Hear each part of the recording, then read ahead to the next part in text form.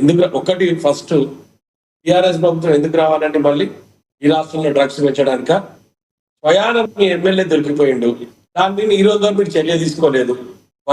ఇంకోటి ఆంజనేయులు గారు నేను అడుగుతున్నా, 8 మంది ఎమ్మెల్యేలు 8 మంది ఎంపీలు రాష్ట్రం నుంచి తెలంగాణ రాష్ట్రం నుంచి బీజేపీ పార్టీకి ఇచ్చినాం, అందరం కలిసి ఇచ్చినాం. సరే మరి మీరు మేము అని పక్కన పెట్టే ప్రజలు ఇచ్చింది కాబట్టి అందరూ అవుతారు దాంట్లో. నేను ఒక్కటే అడుగుతున్నా, మూసీకి రూపాయి ఇయ్యలే, ట్రైన్ కోసం అన్నారు ₹1 ఇయ్యలే, ఈ రాష్ట్రాల అభివృద్ధి కోసం ఏదైనా పని చేద్దామంటే ₹1 తీసుకురాలి. దేనికోసం ఉన్నట్టంటే 8 మంది ఎమ్మెల్యేలు 8 మంది ఎంపీలు ఏం చేయనీకున్నారు? ఒక్కటి చెప్పు బ్రదర్, నువ్వు మాట్లాడడం సేపు నేను మాట్లాడలే కదా, ఏం చేయనీకున్నారు? అంజనేయులు మీ వాయిస్ కట్ అవుతుంది, వాయిస్ రావట్లేదు అంజనేయులు. నేను అదే రామ్మూర్తి గారిని కూడా అడుగుతున్నా, డ్రగ్స్ లో దొరికితే మీకు తెలుసో తెలియదు కానీ స్వచ్ఛ భారత్ మిషన్ కింద 1,067 కోట్ల రూపాయలని ఇలా కేంద్ర ప్రభుత్వం కేటాయించింది.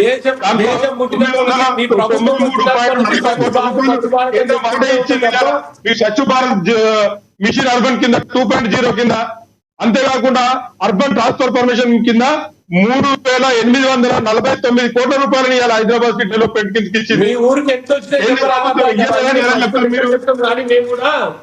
మీ ఊరికి ఏమొచ్చిందో చెప్పు, మసలు లెక్క నేను కూడా చెప్తా. 8 మంది ఎంపీలు 8 మంది ఎమ్మెల్యేలు ఉంటే రూపాయి మూసికి లేకపోతుంది. ఈ రోజు వరకు ప్రజలకు ఏ విధంగా అందుబాటులోకి వచ్చి చెప్పండి మీరు కనీసం. 8 మంది ఎంపీలు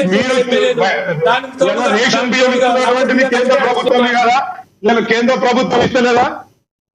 ఇవాళ మీరు సర్పంచ్ ఎలక్షన్ ఇన్ని రోజులు పెట్టిన తర్వాత ప్రతి గ్రామ సర్పంచ్ కి అక్కడ ఉన్నటువంటి ప్రతి జనాభా ప్రతిపాదన 7 నుంచి 10 లక్షలు మొన్ననే రిలీజ్ చేయడం జరిగింది. కాంట్రాక్టర్ చనిపోయినటువంటి పరిస్థితి ఉంది. మీ కాంగ్రెస్ పార్టీ వచ్చిన తర్వాత మీ కాంగ్రెస్ పార్టీ నాయకులు విమర్శించినటువంటి పరిస్థితి. రావాల్సిన డబ్బులు రావాల్సిందే కదా, రావాల్సిన డబ్బులు ఏ విధంగా రావాలో ఆ విధంగా ఇస్తారు. పైసలు కావాలంటే మీకు మీరు మాట్లాడండి, డిస్టర్బ్ కూడా చేయండి.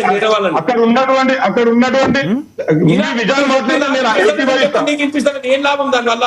మీరు నిజాలు మాట్లాడితే నేను ఏకీభవిస్తాను. అన్ని అబద్ధాలు మాట్లాడితే నేను ఎక్కడన్నా మిమ్మల్ని ఆపినా నేను మాట్లాడుతుంటే? నేను నిజాలు మాట్లాడాలి, మీరు ఆపడం. మీరు నిజాలు చెప్పండి, మీరు నిజాలు చెప్పండి, నేను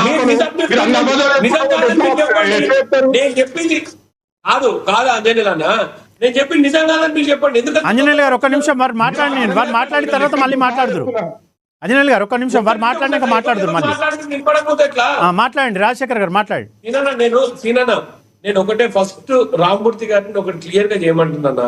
ఇప్పటికీ 14 రోజులేమో అవుతుంది, 14 రోజులు అయితే 13 రోజులు అవుతుంది. ఒక ఎక్స్ ఎమ్మెల్యే టిఆర్ఎస్ పార్టీ నుంచి డ్రగ్స్ కుంభకోణంలో దొరికినప్పుడు, డ్రగ్స్ స్వయంగా ఆయనే తీసుకుంటూ దొరికి పాజిటివ్ వచ్చినప్పుడు ఇప్పటి వరకు కూడా ఆయన మీద చర్యలు తీసుకోకపోవడం వలన దేనికోసం అని మళ్ళీ మీ పార్టీని తీసుకురావాలి ఈ రాష్ట్రంలో? రామ్మూర్తి గారు ఒకసారి చెప్పండి. రామ్మూర్తి గారు రాజశేఖర్ గారు ఆ క్వశ్చన్ చేసి దాన్ని చెప్పండి.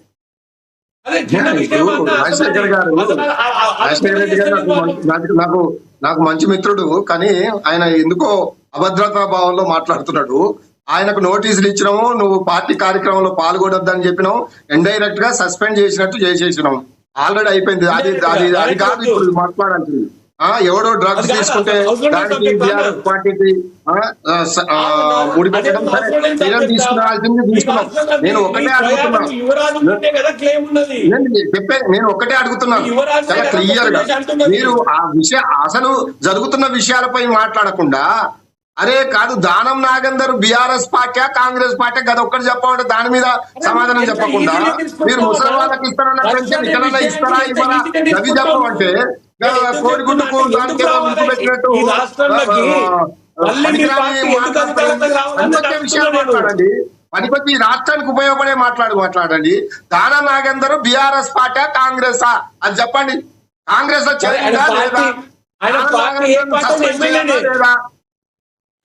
రామ్మూర్తి గారు ఒక విషయం, రామ్మూర్తి గారు, చర్చ జరుగుతున్న సందర్భంలో ఈ అంటే ఓట్ల కాడ అధికారం కాడికి వచ్చిన సందర్భంలో మళ్ళీ మీకెందుకు, ఇప్పుడు మీరు ఒక మాట అన్నారు 100 సంవత్సరాల దాకా కాంగ్రెస్ కోటేయారని, రాజశేఖర్ గారు ఏమంటున్నారని అంటే దేన్ని చూసి ఓటేయాలి, డ్రగ్స్ను 10 ఏళ్ళ డ్రగ్స్ను కల్చర్ను పెంచిర్రు, ఈరోజు మాజీ ఎమ్మెల్యే వాళ్ళ పార్టీకి సంబంధించిన అతను దొరికితే కూడా యాక్షన్ లేదు అని అంటున్నారు. అంటే బీఆర్ఎస్కి ఎందుకు ఓటేయాలి అనే కోణంలో మాట్లాడుతున్నారు. దీనిపైన మీరు చెప్పండి. నేనేమంటున్నా, టిఆర్ఎస్ కి ఎందుకు వేయాలంటే 1000 కారణాలు చెప్తాను. పర్ క్యాపిటల్ లో గానీ, లేకపోతే జీడిపిలో గానీ, అభివృద్ధిలో గానీ, వాళ్ళు ఒకటి తీసుకొచ్చింది అంటే రామ్మూర్తి గారు డ్రగ్ కల్చర్ గురించి తీసుకొచ్చారు. డ్రగ్ విషయంలో ఖచ్చితంగా పార్టీ ఒక చర్య తీసుకున్నది, పార్టీ నుంచి సస్పెండ్ చేసింది, పార్టీ నుంచి ఎల్లగొట్టిన అంత పని చేసింది. దాదాపుగా ఆయన పార్టీ కార్యక్రమంలోకి రావద్దన్నది, దాని ఎక్స్ప్లెనేషన్ ఇవ్వాలన్నది, దానికి సంబంధించిన అన్ని చర్యలు పార్టీ తీసుకున్నాక ఇంకా దాని ఇంకా ఇంకేం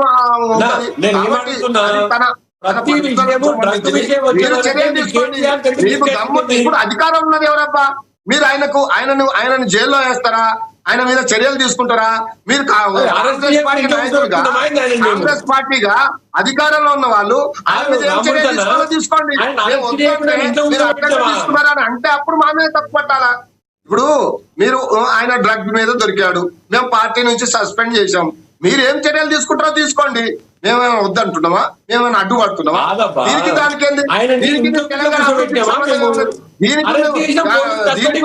తెలంగాణ రాష్ట్ర ఇప్పుడు 8 గుండు 0 అన్నట్టు తెలంగాణ ప్రాంతం నుంచి 2 కాంగ్రెస్ నుండి 8 మంది ఎమ్మెల్యేలు ఎంపీలు, బీజేపీ నుండి 8 మంది ఎంపీలు పోయి ఈ తెలంగాణ రాష్ట్రానికి ఏం తెచ్చిరాయంటే గుండు 0 ఏం లేదు కదా.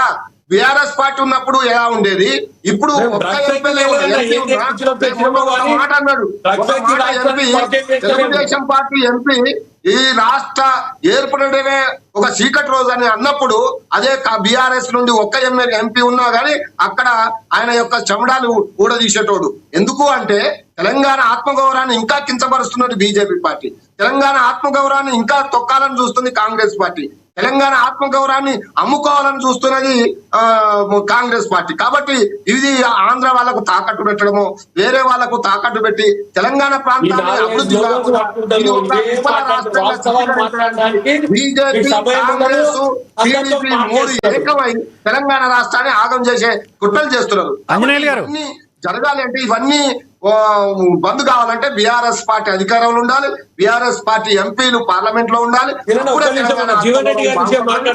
తెలంగాణకు రావాల్సిన అన్ని హక్కులు సాధించబడతాయి. వీళ్ళ వల్ల ఏది చెప్పండి. ఎక్కడ కూడా మాట్లాడరు. ఒక్క నిమిషం రామ్మూర్తి గారు, నిధుల గురించి ఎవరు మాట్లాడరు. ఒక్క నిమిషం రామ్మూర్తి గారు, ఒక్క నిమిషం చెప్పండి. నేను